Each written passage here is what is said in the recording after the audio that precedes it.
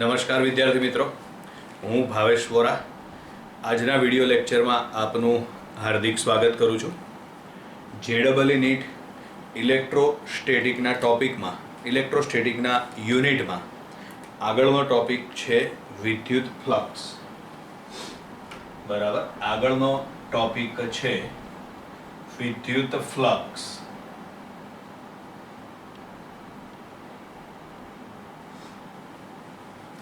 બરાબર, વિદ્યુત ફ્લક્સ માટેનું સૂત્ર, તો વિદ્યુત ફ્લક્સ માટેનું સૂત્ર ફ્લક્સ ફાઈ બરાબર ઈ સદિશ ડોટ એ સદિશ અથવા તો ફ્લક્સ ફાઈ બરાબર સંકલનમાં ઈ સદિશ ડોટ ડીએ સદિશ. વિદ્યુત ફ્લક્સ ફાઈ બરાબર ઈ સદિશ ડોટ એ સદિશ અથવા તો બીજું આવશે વિદ્યુત ફ્લક્સ ફાઈ બરાબર સંકલનમાં ઈ સદિશ ડોટ ડીએ સદિશ. આ ઉપરાંત ફ્લક્સ ફાઈ શોધવા માટેનું બીજું સૂત્ર, તો ફ્લક્સ ફાઈ બરાબર ક્યુ અપોન એપ્સાઇલોન 0 આવશે. ફ્લક્સ ફાઈ શોધવા માટેનું સૂત્ર ક્યુ અપોન એપ્સાઇલોન 0 આવશે. બરાબર. આ ઉપરાંત એમાં આગળ વિદ્યુત ફ્લક્સ એ, તો વિદ્યુત ફ્લક્સ એ અદિશ રાશિ છે.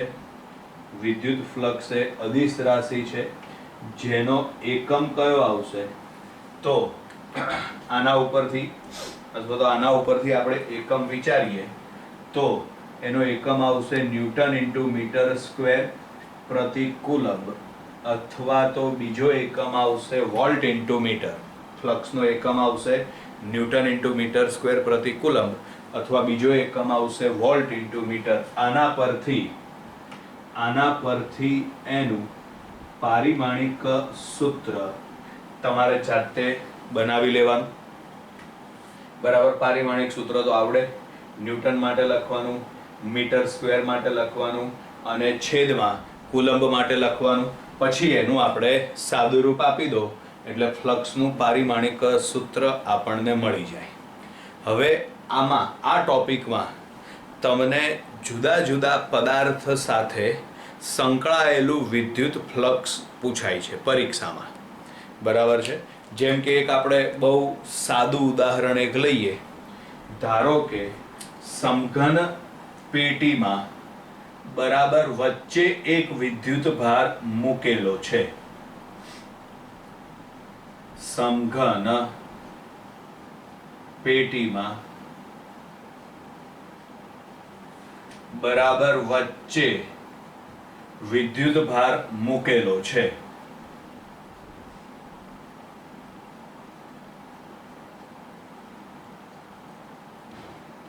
બરાબર, એટલે આપણે એની આકૃતિ દોરી નાખીએ.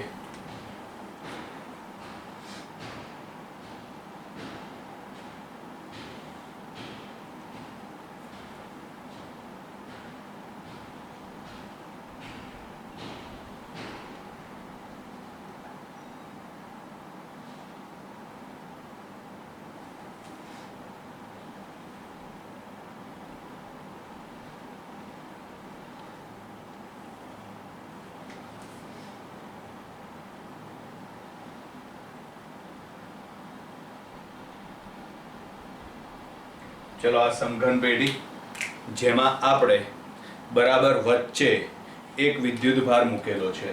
આ સમઘન પેટીમાં બરાબર વચ્ચે એક વિદ્યુત ભાર ક્યુ મૂકેલો છે.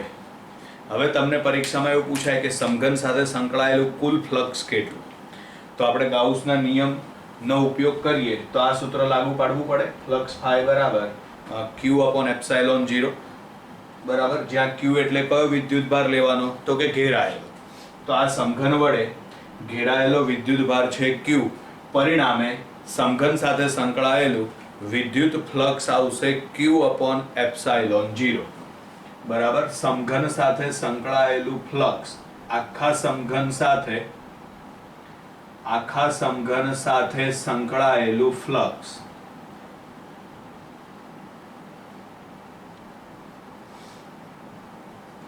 બરાબર, તો સમઘન સાથે સંકળાયેલું વિદ્યુત ફ્લક્સ આવશે ફ્લક્સ ફાઈ બરાબર Q upon epsilon 0. હવે તમને એવું પૂછાય કે સમઘનની એક બાજુ સાથે સંકળાયેલું ફ્લક્સ શોધો. સમઘનની કોઈ એક બાજુ સાથે સંકળાયેલું ફ્લક્સ શોધો. તો સમઘનને ટોટલ કેટલી બાજુઓ હશે, એને કેટલી સપાટીઓ હશે? 6. એમાંથી તમને એક સાથે સંકળાયેલું ફ્લક્સ કીધું છે, બરાબર? એમાંથી તમને એક સાથે સંકળાયેલું ફ્લક્સ કીધું છે, એટલે ફ્લક્સ છઠ્ઠા ભાગનું થાય, બરાબર? સમઘનની એક બાજુ સાથે સંકળાયેલું ફ્લક્સ, સમઘનની એક બાજુ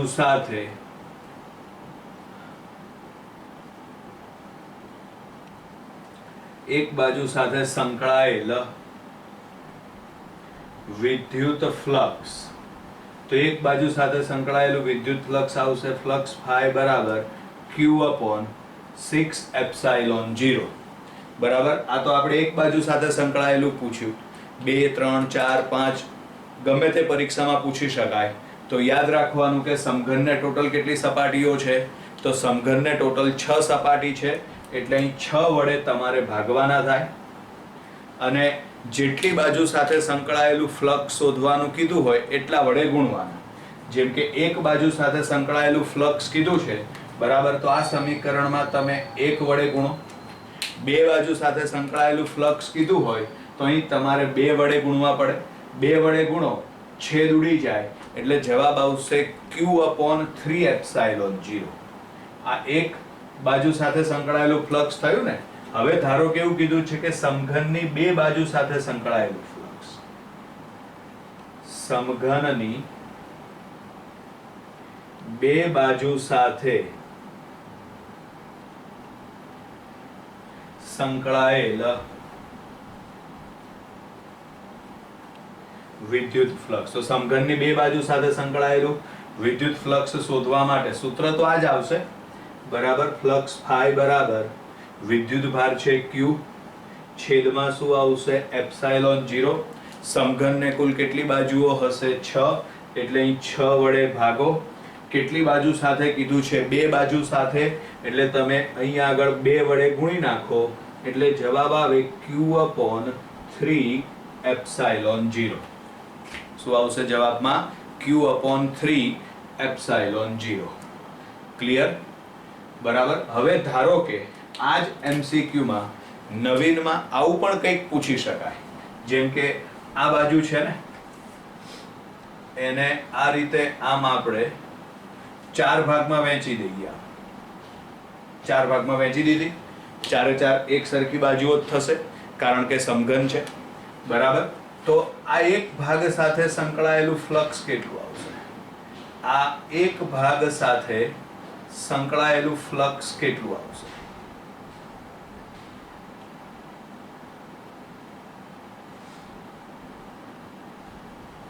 ક્લિયર છે? તો આમાં જોયું એ પ્રમાણે એક બાજુ સાથે સંકળાયેલું ફ્લક્સ કેટલું છે?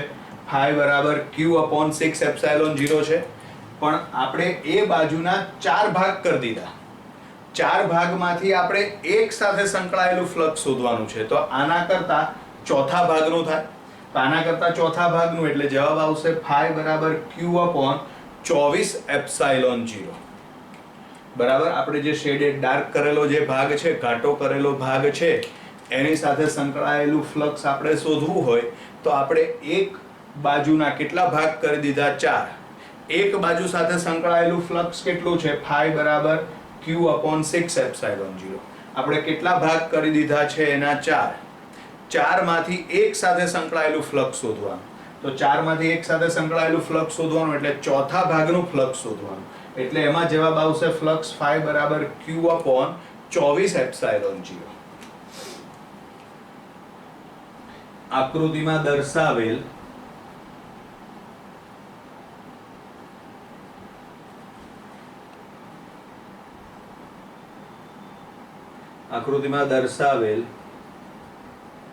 છાयांकित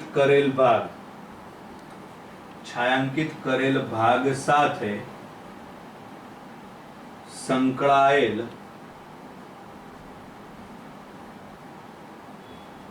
વિદ્યુત ફ્લક્સ બરાબર, આકૃતિમાં દર્શાવેલ છાयांકિત કરેલા ભાગ સાથે સંકળાયેલું વિદ્યુત ફ્લક્સ, તો એમાં આવશે ફ્લક્સ ફાઈ બરાબર એક બાજુ સાથે સંકળાયેલું આવશે Q/6 એપ્સાઇલોન 0, પણ એક બાજુના આપણે પાછા કેટલા ભાગ કરી દીધા 4, એટલે અહીં આગળ આવશે ગુણ્યા 4, તો જવાબ આવે Q/24 એપ્સાઇલોન 0. ક્લિયર? ચલો હવે ધારો કે આમાં આ જે વિદ્યુત ભાર છે તેને એક બાજુના 6 બાજુ હોય ને એમાંથી કોઈ પણ એક બાજુમાં મધ્યમાં મૂકવામાં આવે છે. બરાબર, વિદ્યુત ભારને સમઘનની એક બાજુના મધ્યમાં મૂકવામાં આવે છે. વિદ્યુત ભારને સમઘનની એક બાજુમાં બરાબર મધ્યમાં મૂકવામાં આવે છે. વિદ્યુત ભારને સમઘનની એક બાજુમાં બરાબર મધ્યમાં મૂકવામાં આવે. બરાબર, એટલે આકૃતિ દોરીએ આપણે.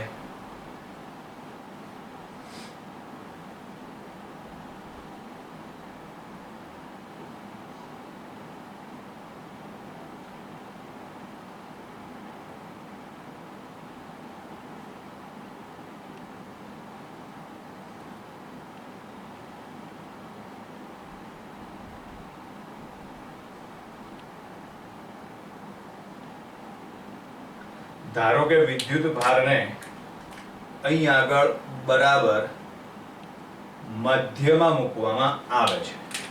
તો હવે તમને એવું કીધું છે કે આ સમઘન સાથે સંકળાયેલું ફ્લક્સ કેટલું.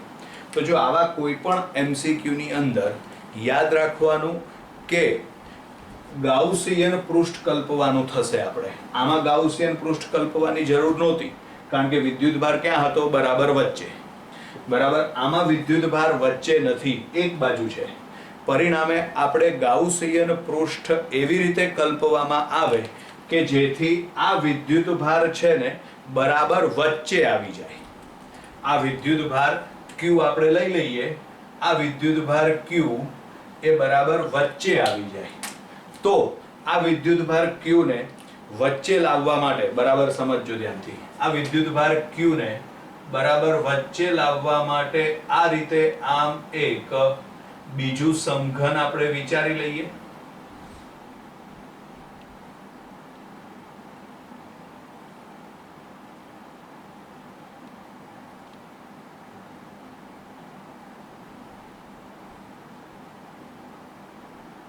ચલો આ રીતે આમ. તો હવે આ વિદ્યુત ભાર Q છે ને એ બરાબર વચ્ચોવચ આવી ગયો, બંને બાજુથી, બધી બાજુથી. તો હવે આખું આ સમઘન હોય, આખું એની સાથે સંકળાયેલું ફ્લક્સ કેટલું આવે? તો એની સાથે સંકળાયેલું ફ્લક્સ થશે Q/ε0. પણ તમારે તો અડધા સાથે જ સંકળાયેલું ફ્લક્સ શોધવાનું છે. તો અડધા સાથે સંકળાયેલું ફ્લક્સ કેટલું આવશે? Q/2ε0. બરાબર, આ વખતે તમને આ એક જ સમઘન આપેલો હતો. ઉપર આપેલું છે સમઘનની એક બાજુમાં બરાબર મધ્યમાં વિદ્યુતભાર મૂકવામાં આવે. તો બરાબર મધ્યમાં વિદ્યુતભાર આપણે મૂક્યો. આવા કોઈ પણ MCQ માં તમારે ગાઉસિયન પૃષ્ઠ કલ્પવાનું થશે. આ ગાઉસિયન પૃષ્ઠ એવી રીતે કલ્પવાનું કે જેથી આપેલો વિદ્યુતભાર બરાબર વચ્ચે આવી જાય. ગાઉસિયન પૃષ્ઠ એવી રીતે કલ્પવામાં આવે કે જેથી આપેલો વિદ્યુતભાર બરાબર વચ્ચે આવી જાય. તો અહીં વિદ્યુતભાર આપેલો છે, એને બરાબર વચ્ચે લાવવા માટે આપણે બાજુમાં ગાઉસિયન પૃષ્ઠ વિચારીએ. તો આખા સાથે સંકળાયેલું ફ્લક્સ કેટલું આવશે? આખા સાથે તો એમાં આવશે Q/ε0. પણ તમારે તો અડધા સાથે સંકળાયેલું ફ્લક્સ શોધવાનું છે, એટલે એમાં જવાબ આવશે Q/2ε0. ક્લિયર? એટલે અહીં આગળ જવાબ આવશે સમઘન સાથે સંકળાયેલું ફ્લક્સ. આમાં જવાબ આવશે સમઘન સાથે સંકળાયેલ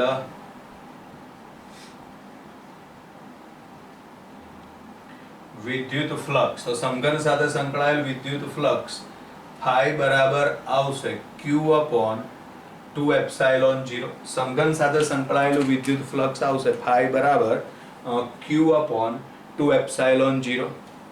હવે ધારો કે વિદ્યુત ભારને સમઘનના કોઈ એક ખૂણા પર મૂકવામાં આવેલ છે. ધારો કે વિદ્યુત ભારને સમઘનના કોઈ એક ખૂણા પર મૂકવામાં આવે છે. એટલે અહીંયા આગળ ધારો કે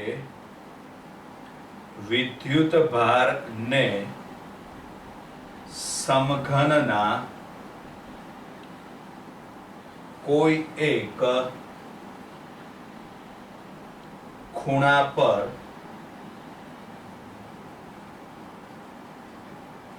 મૂકવામાં આવે છે. બરાબર. ચલો તો હવે એને સમઘનના કોઈ એક ખૂણા પર મૂકવામાં આવે. આકૃતિ સમજજો બરાબર ધ્યાનથી.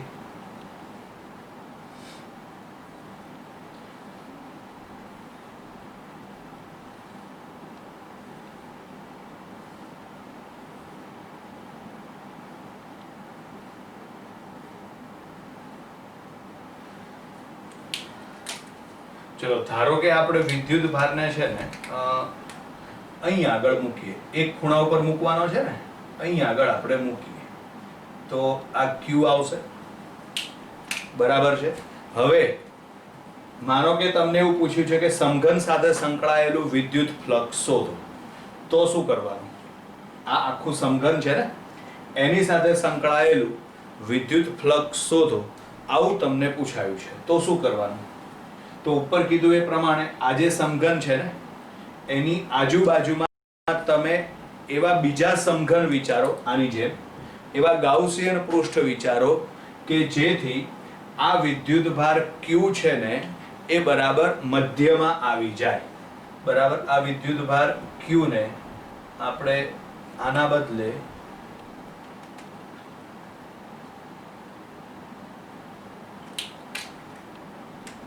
અહીં આગળ મૂકીએ.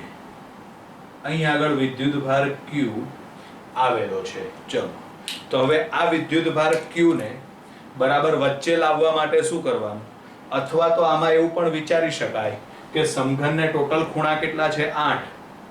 8 માંથી તમે એક ઉપર વીજભાર મૂકેલો છે. 8 માંથી તમે એક ઉપર વીજભાર મૂકેલો છે તો ટોટલ ફ્લક્સ માંથી 8મા ભાગનું થઈ જાય. એટલે શું જવાબ આવશે? એમાં Q/8ε0. આ પણ બે રીતે આવે છે. આમાં બીજી રીત હમણાં શીખવાડું. બરાબર. સમઘનને ટોટલ ખૂણા કેટલા છે? 8. 8 માંથી તમે એક ઉપર વીજભાર મૂકેલો છે તો 8મા ભાગનું ફ્લક્સ થઈ જાય. તો માટે જવાબ આવે Q/8ε0. સમઘન સાથે સંકળાયેલું વિદ્યુત ફ્લક્સ આ વખતે સમઘન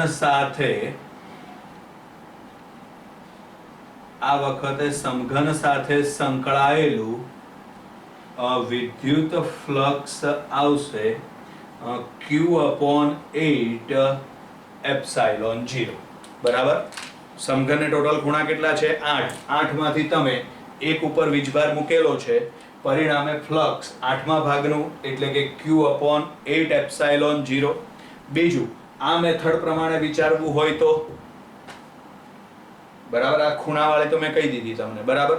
આ રીતે વિચારવું હોય તો આની આજુબાજુ આ વિદ્યુત ભારને બરાબર મધ્યમાં લાવવા માટે તમારે આજુબાજુ કેટલા સમઘન વિચારવા પડે એ તમે વિચારો. આજુબાજુ કેટલા સમઘન લેવા પડે, આવા કેટલા ગાઉસિયન પૃષ્ઠ કલ્પવા પડે એ તમે વિચારો કે જેથી આ વિદ્યુત ભાર બરાબર વચ્ચે આવે. 1 મિનિટનું સેમ્પલ બતાવું તમને.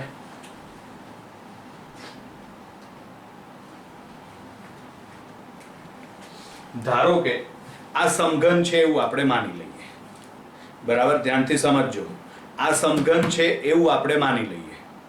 બરાબર. આમાં કીધું છે એ પ્રમાણે સમઘનના એક ખૂણા પર વિદ્યુત ભાર તમારે મૂકવાનો. બરાબર. તો આ સમઘનના આ ખૂણા પર આપણે વિદ્યુત ભાર મૂકીએ. અહીં આગળ બરાબર, આ ખૂણા પર વિદ્યુત ભાર છે. દડી જેવું વિચારો, અહીંયા દડી મૂકેલી હોય ને પ્લાસ્ટિકની દડી, એવું વિચારો. તો આ વિદ્યુત ભારને વચ્ચે લાવવા શું કરવું પડે? તો આ વિદ્યુત ભારને વચ્ચે લાવવા માટે આ જે સમઘન છે એના જેવું સમઘન અહીં વિચારવું પડે, આની આગળ. એવું સમઘન અહીં બાજુમાં વિચારવું પડે, એવું સમઘન અહીં પાછળ વિચારવું પડે. તો કેટલા ટોટલ સમઘન થયા? 4. પણ હજી આ વિદ્યુત ભાર ઉપરથી તો ખુલ્લો જ રહ્યો.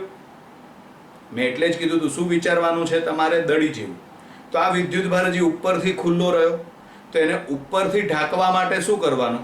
તો ઉપરથી ઢાંકવા માટે આની ઉપર બીજું સમઘન, અહીં બીજું, આ બીજું અને આ બીજું. ટોટલ કેટલા સમઘન થયા? 8.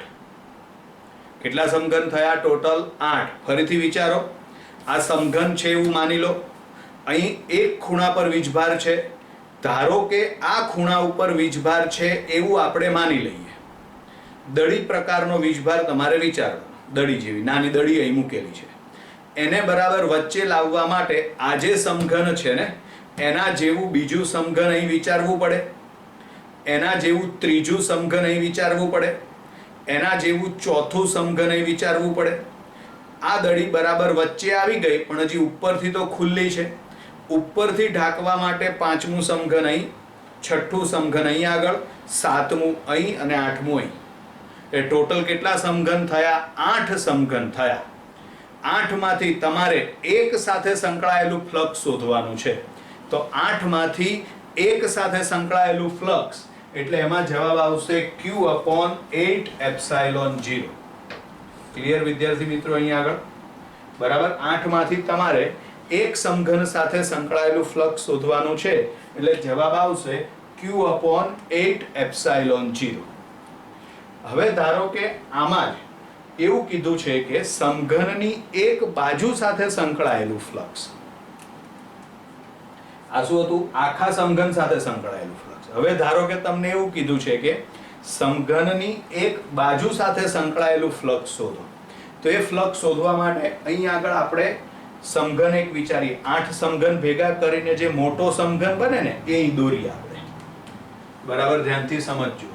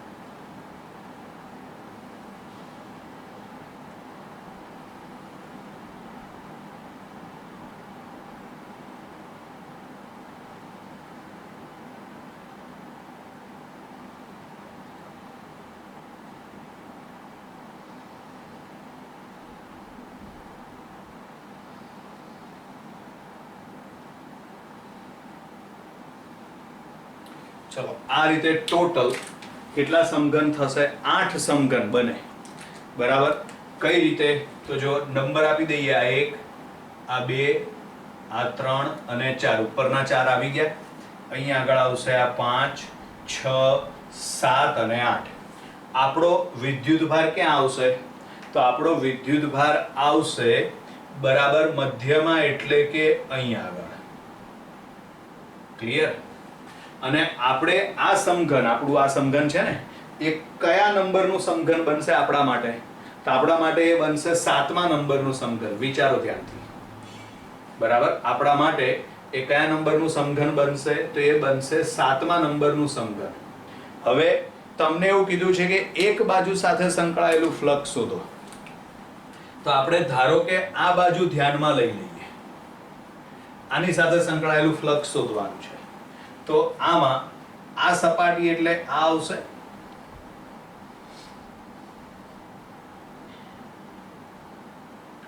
ક્લિયર?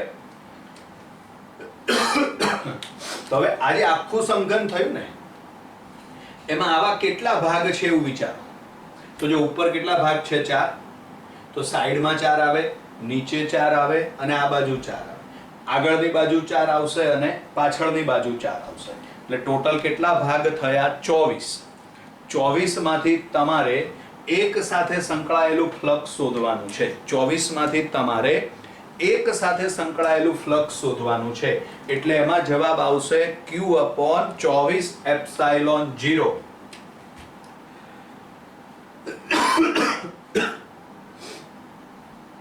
આ વખતે સમઘનની એક બાજુ સાથે સંકળાયેલ વિદ્યુત ફ્લક્સ ફાઈ બરાબર જવાબ આવશે Q/24ε0. સમઘનની એક બાજુ સાથે સંકળાયેલું ફ્લક્સ આવશે Q/24ε0. ક્લિયર? હવે ધારો કે આના જેવો એક બીજો પ્રશ્ન આવો પણ છે. ધારો કે વિદ્યુત ભારને એક પોલા નળાકારમાં એક બાજુ ખુલ્લી છે અને એક બાજુ બંધ છે. આ પોલો નળાકાર છે, એની આ બાજુ બંધ આપણે વિચારી લઈએ, આ બાજુ ખુલ્લી છે. બરાબર? ખુલ્લી બાજુમાં બરાબર વચ્ચે આપણે વિદ્યુત ભારને મૂકીએ. આ જે ખુલ્લી બાજુ છે ને, એમાં બરાબર વચ્ચે આપણે વિદ્યુત ભારને મૂકીએ. ચલો, તો હવે તમને એવું કીધું છે કે આ નળાકાર સાથે સંકળાયેલું ફ્લક્સ શોધો. તો નળાકાર સાથે સંકળાયેલું ફ્લક્સ શોધવા માટે આગળ કીધું એ પ્રમાણે મેથડ તો એની એ જ આવશે. આમાં આ વિદ્યુત ભારને બરાબર વચ્ચે લાવવા શું કરવાનું?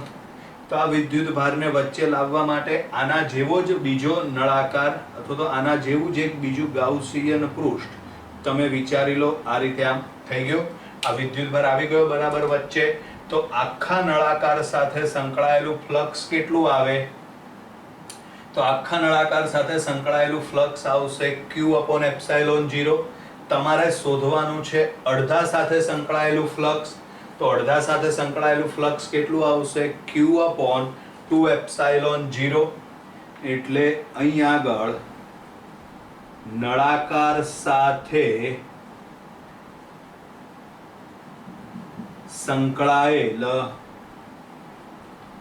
વિદ્યુત ફ્લક્સ, નળાકાર સાથે સંકળાયેલું વિદ્યુત ફ્લક્સ આવશે Q/2ε0. નળાકાર સાથે સંકળાયેલું વિદ્યુત ફ્લક્સ Q/2ε0.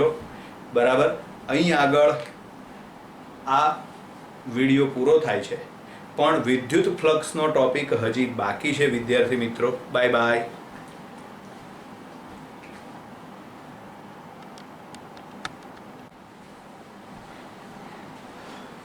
ચલો વિદ્યાર્થી મિત્રો, વિદ્યુત ફ્લક્સના બીજા વિડીયોમાં આપ સૌનું સ્વાગત છે. બરાબર? આ માહિતી તો મેં બોર્ડ ઉપર એની જ રાખી છે. બરાબર? હવે ધારો કે આવો એક સમઘન છે. બરાબર? એમાંથી એક વિદ્યુત ભારિત સળિયો પસાર કરવામાં આવે. આ સળિયા પર વિદ્યુત ભારની રેખીય ઘનતા લેમ્ડા છે. બરાબર છે? ધારો કે આ સમઘનની દરેક બાજુની લંબાઈ કેટલી છે? L છે. સમઘન છે, દરેક બાજુની લંબાઈ એક સરખી આવશે. ધારો કે આ સમઘનમાંથી એક સળિયો પસાર થાય છે. આ સમઘનમાંથી એક સળિયો પસાર થાય છે, બરાબર. આ સળિયા પર વિદ્યુત ભાર આવેલો છે, બરાબર. ધારો કે વિદ્યુત ભારની રેખીય ઘનતા લેમ્ડા છે, તો આ વખતે સમઘન સાથે સંકળાયેલું ફ્લક્સ કેટલું થશે, બરાબર. એક સળિયો પસાર કરવાનો, સળિયા પર વિદ્યુત ભારની રેખીય ઘનતા લેમ્ડા છે, સળિયા પર વિદ્યુત ભારની રેખીય ઘનતા લેમ્ડા છે. તો જો આપણે ગાઉસનો નિયમ લાગુ પાડવો હોય તો ફ્લક્સ ફાઈ બરાબર Q/ε0 સૂત્ર આવે, જ્યાં Q એટલે પૃષ્ઠ વડે ઘેરાયેલો વિદ્યુત ભાર, બહારનો વિદ્યુત ભાર ધ્યાનમાં લેવાનો નહીં. તો આ જે સમઘન છે એમાં આટલો ભાગ સમઘનની અંદર છે, આટલો ભાગ એટલે કે L લંબાઈ જો ભાગ આવે, આ ભાગ એટલે L લંબાઈ થશે, કારણ કે સમઘનની લંબાઈ કેટલી આપી છે આપણને L, બરાબર. તો હવે આ વખતે ઘેરાયેલો વિદ્યુત ભાર શોધી કાઢો. ઘેરાયેલો વિદ્યુત ભાર શોધવા માટે એકમ લંબાઈ હોય તો વિદ્યુત ભાર આવશે લેમ્ડા, રેખીય ઘનતા લેમ્ડા છે ને, એટલે એકમ લંબાઈ દીઠ વિદ્યુત ભાર આવશે લેમ્ડા. તો અહીંયા આગળ L લંબાઈ હોય તો વિદ્યુત ભાર કેટલો? તો L લંબાઈ હોય તો વિદ્યુત ભાર આવશે Q બરાબર લેમ્ડા ઇન્ટુ L. તો માટે આ વખતે ફ્લક્સ ફાઈ બરાબર Q ના બદલે લેમ્ડા ઇન્ટુ L લખી નાખીએ તો લેમ્ડા ઇન્ટુ L અપોન શું આવશે? ε0. ક્લિયર? હવે આવું પણ તમને પૂછાય, ધારો કે આ સળિયાને સમઘનમાંથી એવી રીતે પસાર કરવામાં આવે કે જેથી ઘેરાયેલો વિદ્યુત ભાર મહત્તમ થાય, અથવા તો એવું કે આ વખતે સળિયાને એવી રીતે પસાર કરવાનો કે જેથી સમઘન સાથે સંકળાયેલું ફ્લક્સ મહત્તમ થાય, વિદ્યુત ભાર મહત્તમ થાય અથવા તો ફ્લક્સ મહત્તમ થાય, બેમાંથી ગમે તે એક પૂછી શકાય. તો આ વખતે તમારે સળિયાને કઈ રીતે પસાર કરવો પડે? તો આ વખતે તમારે સળિયાને સમઘનના વિકર્ણમાંથી પસાર કરવો પડે, બરાબર. સમઘનનું વિકર્ણ એટલે આપણે અહીં આગળ એક નવી આકૃતિ દોરીએ.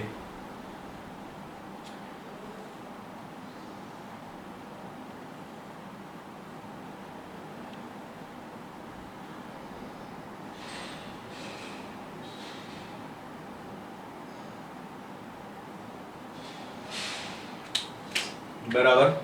ચલો, સમઘનનો વિકર્ણ એટલે આ બિંદુ અને આ બિંદુ આપણે લઈએ, આ બંનેને આપણે આમ જોડી દઈએ, તો બોલો એની લંબાઈ કેટલી આવશે? તો સમઘનના વિકર્ણની લંબાઈ આવશે √3L. લંબાઈ L છે ને, એટલે સમઘનના વિકર્ણની લંબાઈ આવશે √3L, બરાબર. આ રીતે તમારે સળિયાને પસાર કરવો પડે. તો બોલો હવે ઘેરાયેલો વિદ્યુત ભાર કેટલો આવે? રેખીય ઘનતા લેમ્ડા છે ને, તો એનો મતલબ એકમ લંબાઈ હોય તો વિદ્યુત ભાર આવશે લેમ્ડા. અહીં લંબાઈ કેટલી છે? √3L. તો વિદ્યુત ભાર કેટલો આવશે આ વખતે? તો આ વખતે સમઘન વડે ઘેરાયેલો વિદ્યુત ભાર આવશે Q બરાબર √3 ઇન્ટુ લેમ્ડા ઇન્ટુ L, બરાબર. ના ખબર પડે ડાયરેક્ટ તો ત્રિરાશિ લખી શકો છો ઉપરની જેમ જ. એકમ લંબાઈ હોય તો વિદ્યુત ભાર આવશે લેમ્ડા, તો √3L લંબાઈ હોય તો વિદ્યુત ભાર કેટલો? તો અહીંયા આગળ વિદ્યુત ભાર આવશે Q બરાબર √3 ઇન્ટુ L ઇન્ટુ લેમ્ડા. વિદ્યુત ભાર Q બરાબર √3 into L into lambda. Clear અહીં સુધી? બરાબર. ચલો, વિદ્યુત ભાર મળી ગયો તો એના ઉપરથી હવે વિદ્યુત ફ્લક્સ આપણને મળી જાય. તો બોલો આ વખતે સમઘન સાથે સંકળાયેલું ફ્લક્સ ફાઈ બરાબર Q/ε0 આવે, પણ Q ના બદલે તમે √3L લેમ્ડા લખી શકો, છેદમાં શું આવશે? ε0. ક્લિયર? હવે આમાં સમજો, આકૃતિમાં દર્શાવ્યા અનુસાર એક નળાકારને સમાન વિદ્યુત ક્ષેત્રમાં મૂકેલ છે. એક નળાકારને સમાન વિદ્યુત ક્ષેત્રમાં મૂકેલ છે. તો આ નળાકાર સાથે સંકળાયેલું ફ્લક્સ કેટલું થશે? તો આ નળાકાર સાથે સંકળાયેલું ફ્લક્સ શોધવું હોય તો નળાકારને ટોટલ કેટલી સપાટીઓમાં વિભાજિત કરી શકાય? તો ટોટલ 3. આ નળાકાર હોય તો એને 3 ભાગમાં વહેંચાયેલો વિચારી શકાય. આ બાજુનું નળાકાર આવે, બરાબર, આ બાજુનું આ બાજુનું વર્તુળ આવશે, સામે આ બાજુનું વર્તુળ આવશે અને ઉપરની વક્ર સપાટી આવશે. આ બાજુનું વર્તુળ આવશે, સામે આ બાજુનું વર્તુળ આવશે અને આ વક્ર સપાટી આવશે. 3 ભાગમાં વિભાજિત કરી શકાય, બરાબર છે. તો આ વખતે તમે ફ્લક્સ શોધો 3 નો સરવાળો કરીને, તો જવાબ આવશે 0. એનું કારણ સમજો. આ જે ભાગ છે ને એનો ક્ષેત્રફળ સદિશ કઈ બાજુ આવે? તો આપણે શીખવાડેલું છે તમને, ક્ષેત્રફળ સદિશ પૃષ્ઠને લંબ બહાર આવતી દિશામાં હશે, બરાબર. તો આ વખતે આનો ક્ષેત્રફળ સદિશ આ બાજુ આવશે એ સદિશ. સામે આ જે ભાગ છે ને એનો ક્ષેત્રફળ સદિશ કઈ બાજુ આવશે? તો એનો ક્ષેત્રફળ સદિશ આવશે પૃષ્ઠને લંબ બહાર આવતી દિશામાં, એટલે કે આ બાજુએ આવશે. તો સામ સામે બંને એક ફ્લક્સ, આ સપાટીનું ફ્લક્સ અને આ સપાટીનું ફ્લક્સ બંને એકબીજાની અસર નાબૂદ કરી દેશે. તો હવે બાકી વધી ખાલી ઉપરની વક્ર સપાટી. તો વક્ર સપાટી માટે ક્ષેત્રફળ સદિશ આ રીતે આમ ઉપર આવશે. તો આ કિસ્સામાં વિદ્યુત ક્ષેત્ર E અને ક્ષેત્રફળ A બંને વચ્ચેનો ખૂણો કેટલો થશે? 90 ડિગ્રી. જો એ બંને વચ્ચેનો ખૂણો 90 ડિગ્રી થાય તો આ સૂત્ર પ્રમાણે વિચારો. અહીં ડોટ ગુણાકાર છે, ડોટ ગુણાકાર એટલે કયું વિધેય આવશે? કોસ. બોલો, કોસ 90 ની કિંમત 0. તો આખા સમઘન સાથે સંકળાયેલું ફ્લક્સ ફાઈ બરાબર શું આવશે? 0. એવી જ રીતે સેમ કન્ડિશન આમાં અર્ધગોળા સાથે સંકળાયેલું કુલ ફ્લક્સ કેટલું આવે? સમજજો ધ્યાનથી. આમાં તો અર્ધગોળા સાથે સંકળાયેલું કુલ ફ્લક્સ ફાઈ બરાબર 0 આવે. હવે બીજું, કુલ ફ્લક્સ ફાઈ બરાબર 0. તો જેમ આ નળાકારને આપણે કેટલા ભાગમાં વિભાજિત કરી હતી? 3. આ નળાકારને આપણે 3 સપાટીઓમાં વિભાજિત કરી. આ બાજુનું વર્તુળ, આ બાજુનું વર્તુળ અને ઉપરની વક્ર સપાટી. એવી જ રીતે અહીં જે અર્ધગોળો છે એને આપણે કેટલા ભાગમાં વિભાજિત કરી શકીએ? તો એને આપણે 2 ભાગમાં વિભાજિત કરી શકાય. કયા 2 ભાગમાં? તો કે ઉપરની વક્ર સપાટી અને નીચે જે તળિયું આપેલું હોય એ વર્તુળ. ઉપરની વક્ર સપાટી અને નીચે જે તળિયું આપેલું હોય તળિયું વર્તુળ હશે, કારણ કે અર્ધગોળો આપેલો છે, બરાબર છે. એટલે અહીં આગળ આવશે φ1 પ્લસ φ2 બરાબર શું લખાશે? 0. જ્યાં φ1 એ તળિયાનું ફ્લક્સ છે અને φ2 એ વક્ર સપાટીનું ફ્લક્સ છે. એટલે φ1 φ2 ના બદલે આપણે આપણી દેશી ભાષામાં લખીએ તો અહીં આગળ આવશે φ તળિયું વત્તા શું આવશે? તો વત્તા આવશે φ વક્ર સપાટી, એના બરાબર શું આવશે? 0. બરાબર. એકને સામે લઈ જાઓ, બરાબર. તો અહીં આગળ આવશે φ વક્ર બરાબર આવશે માઇનસ φ તળિયું. આ યાદ રાખવાનું આપણે. ચલો, એવી જ રીતે આગળ છે આ ગોળો. ગોળાને આપણે વિદ્યુત ક્ષેત્રમાં મૂકેલો છે, સમાન વિદ્યુત ક્ષેત્ર નથી. તો આ વખતે ગોળા સાથે સંકળાયેલું ફ્લક્સ, તો આ વખતે ગોળા સાથે સંકળાયેલું ફ્લક્સ આવશે 0, કારણ કે અંદર દાખલ થતું અને બહાર નીકળતું ફ્લક્સ એ બંને એક સમાન છે. આ વખતે ગોળા સાથે સંકળાયેલું ફ્લક્સ, આ વખતે ગોળા સાથે સંકળાયેલ વિદ્યુત ફ્લક્સ, તો ગોળા સાથે સંકળાયેલ વિદ્યુત ફ્લક્સ ફાઈ બરાબર 0 આવશે, બરાબર. બીજી એક વસ્તુ ધ્યાનમાં રાખવાની, તમારે કોઈ પણ જગ્યાએ ફ્લક્સની ગણતરી કરવાની થાય તો બહાર નીકળતું ફ્લક્સ હંમેશા ધન લેવાનું, અંદર દાખલ થતું ફ્લક્સ હોય એ ઋણ લેવાનું. બરાબર. એટલે જો વિદ્યુત ક્ષેત્ર આમ બહાર નીકળતી દિશામાં હોય તો એ ધન આવે, વિદ્યુત ક્ષેત્ર અંદર દાખલ થતી દિશામાં હોય ને તો એ ઋણ આવે. બરાબર છે. આ યાદ રાખવાનું. આના ઉપરથી એમસીક્યુ પૂછાય છે. પૃષ્ઠમાંથી બહાર નીકળતું ફ્લક્સ, પૃષ્ઠમાંથી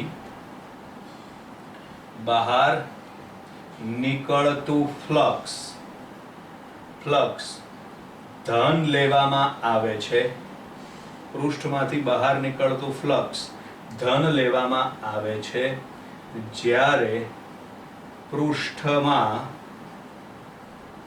દાખલ થતું ફ્લક્સ એ ઋણ લેવામાં આવે છે. બરાબર. આ વસ્તુ યાદ રાખવાની. પછી તો બીજા ઘણા બધા એમસીક્યુ પૂછાય છે. બરાબર.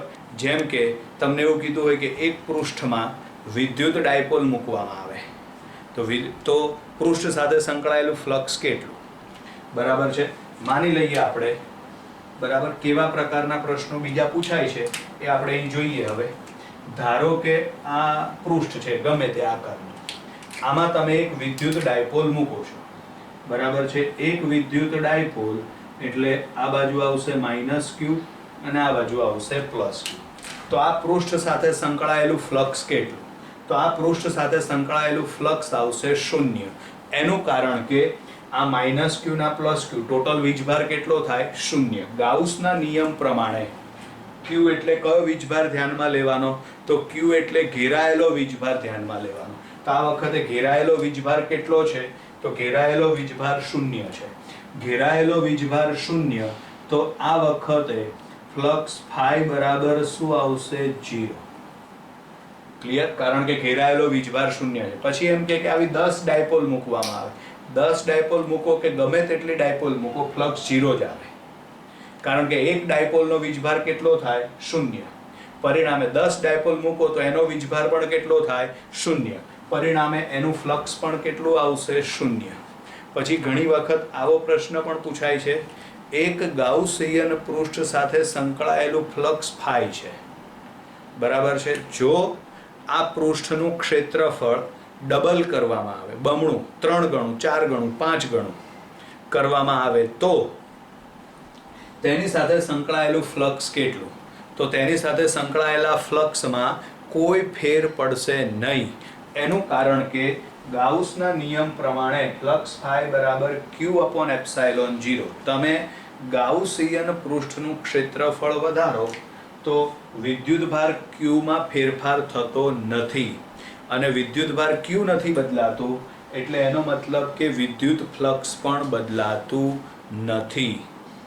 બરાબર. એટલે આ પ્રકારના એમસીક્યુ તમને પરીક્ષામાં પૂછી શકાય. વિદ્યાર્થી મિત્રો, અહીં આગળ આપણો વિદ્યુત ફ્લક્સનો ટોપિક પૂરો થયો. આગળના વિડીયો લેક્ચરમાં કંઈક નવીનતા સાથે ફરીથી મળીશું. Bye bye.